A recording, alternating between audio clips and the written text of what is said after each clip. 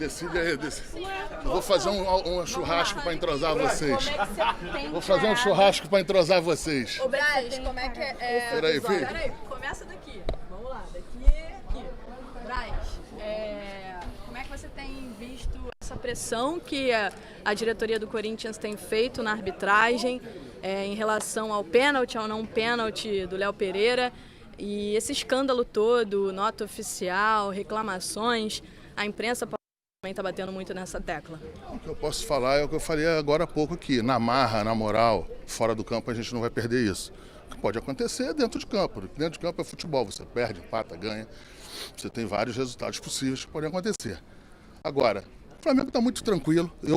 A gente confia no presidente da CBF, confio no presidente da arbitragem aqui no Brasil. Está fazendo um trabalho que foi um trabalho muito bem feito na Conmebol. Ainda não deu tempo de maturar esse trabalho aqui, aí eu confio. Posso estar falando isso aqui, posso estar queimando minha língua aqui, ter que passar aqui na quarta-feira, mas eu não tenho medo de falar. O que não pode acontecer é a pressão extra-campo que estão querendo fazer e botando uma pressão no trio de arbitragem. Mas eu acho que é um trio de arbitragem que não vai ter medo, não é frouxo. É um trio de arbitragem que vai para a Copa do Mundo. Então eu estou muito tranquilo, o Flamengo muito tranquilo.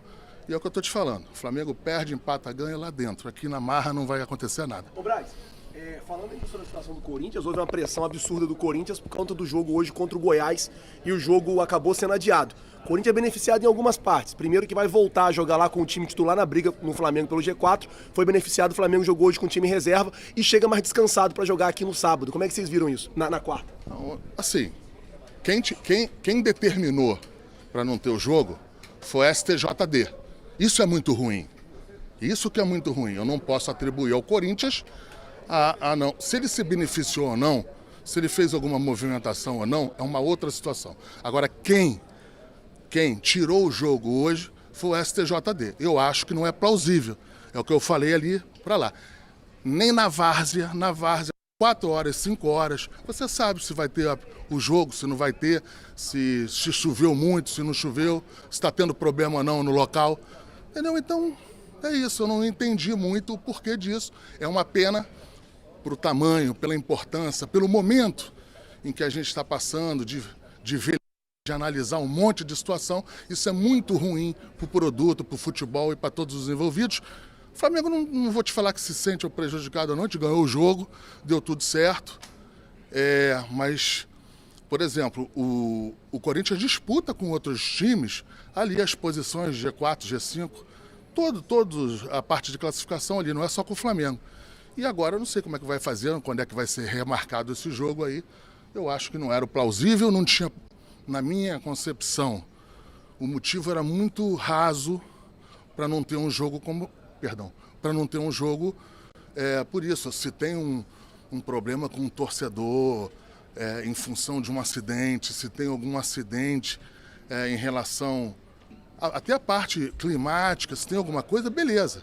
Agora, da maneira que foi, eu acho que não é plausível, não é correto e não é bom para o produto e não é bom para o futebol brasileiro. Marcos, você fala muito sobre a relação que vocês têm com o Corinthians, mas depois de todas essas situações, todos esses episódios de pressão, como é que vai essa relação? Rasga ou você tem contato com o presidente, mesmo com toda essa pressão que eles vêm fazendo nos bastidores? Olha só, a pressão que o Corinthians faz não é em cima do Flamengo.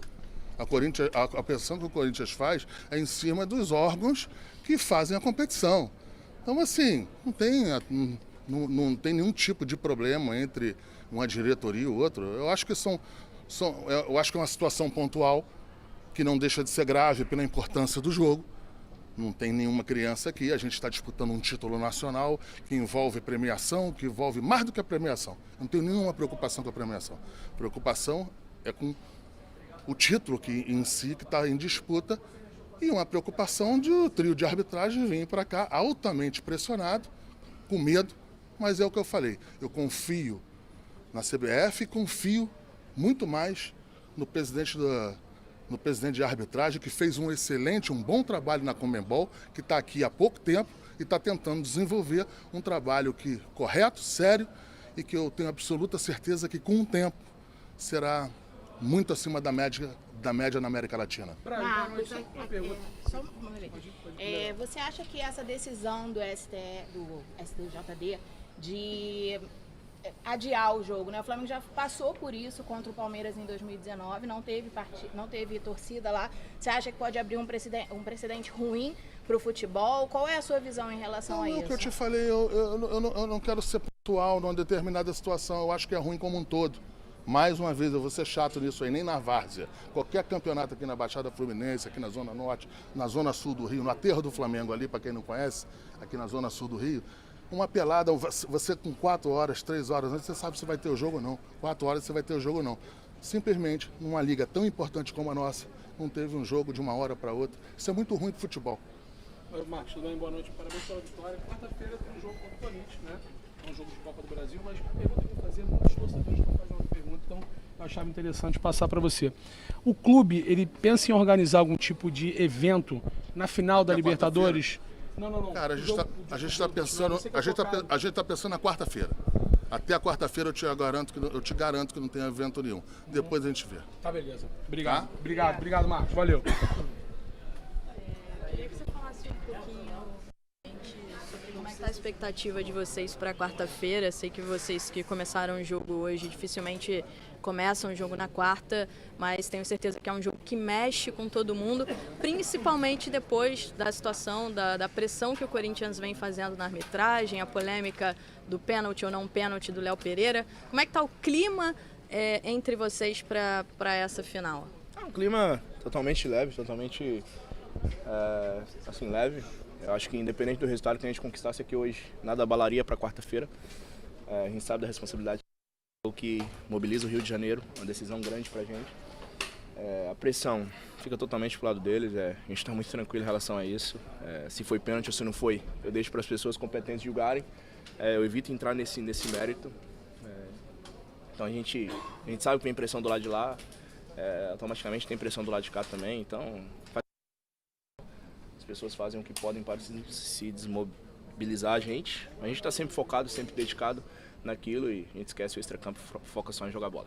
Fabrício, falando em importância do jogo, um jogo hoje muito importante, o Atlético é um dos maiores adversários do Flamengo no futebol brasileiro, você dá um passe ali que coloca a bola com a mão na cabeça do Cebolinha para ele fazer um gol. A importância dessa vitória, de vocês também conseguirem segurar o Atlético teve 10 escanteios no jogo, muito mérito aí da zaga que fez um bom trabalho hoje. A gente sabe que seria um jogo difícil, né? Mas é o que o professor Dorival falou com a gente na pré-eleição. Esse grupo vem desempenhando grandes jogos ainda na competição, a gente empata com o Palmeiras fora, a gente ganha do São Paulo fora. Isso demonstra o trabalho em conjunto que a gente vem fazendo. A garotada também que sobe para ajudar a gente. Sobre o gol em si, né? Eu tenho grandes assistências sim durante a temporada. Quem me acompanhou no Red Bull, eu tenho 3 assistências lá, inclusive um esse ano no Paulistão antes de vir para cá.